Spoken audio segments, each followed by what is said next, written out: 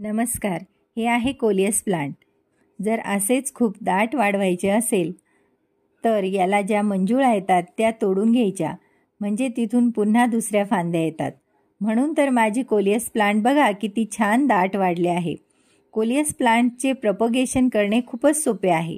याची छोटी छोटी कटिंग्स पण लगेच ग्रो होते. मी खूप सारे असे कोलियस प्लांट तयार केले आहेत. यासाठी लागणारी माती कशी तयार करायची, तर 1 भाग कंपोस्ट, 1 भाग वाळू आणि 1 भाग बागेची माती घेऊन माती तयार करायची आणि त्यामध्ये हे कटिंग्स लावायच्यात. ह्या कटिंग्स अगदी छोट्या छोट्या कुंडीत 4 ते 5 इंचाच्या कुंडीत किंवा बॉटलमध्ये सुद्धा हे ग्रो करू शकतात.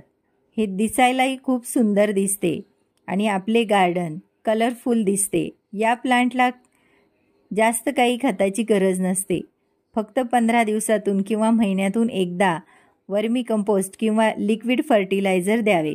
कोलियस प्लांट जास्त उन्हात न ठेवता ग्रीन शेडमध्ये ठेवावे, म्हणजे पानांचा कलर डार्क होतो.